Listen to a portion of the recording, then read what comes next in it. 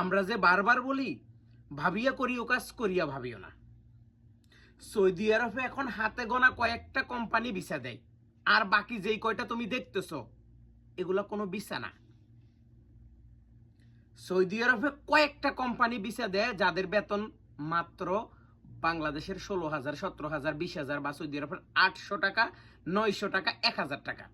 Totally Saudi আরবের এই 800, 900, 1,000 Real বাংলাদেশের 30, 32, 25,000 টাকা। এগুলো হচ্ছে সৌদি আরবের অরিজিনাল কোম্পানি। এই কোম্পানিগুলো হচ্ছে সাপ্লাই। এই কোম্পানিগুলো হচ্ছে সাপ্লাই।